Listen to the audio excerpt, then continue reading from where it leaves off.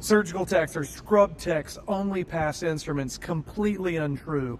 You know, I work with dedicated staff that do cases with me on a routine basis. They actually know the case as well as I do, believe it or not. Several years ago, I was hiring a new PA, so she was with me for the first time in the operating room, and we finished a total knee. It was the first time she had seen a total knee, and she said, "Hey, you didn't talk to that girl during the case." She's like, "Yeah, during the whole case, you didn't talk to her." And I was like, "Yes, I did." I asked her how her son's weekend baseball game went. I mean, we talked about several things. She, no, I don't mean that. During the case, you never talked to her. You didn't tell her what to give you. She just somehow knew. And I said, that's exactly right. Once you're working with a group like a specific scrub tech, they're going to know the case as well as you do. Sure, they're going to hand you the instruments, but at the right time and in the right flow.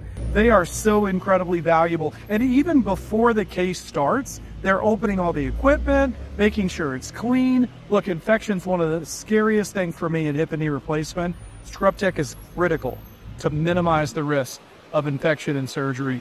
Look, Scrubtechs do all kinds of stuff. If you find a good one,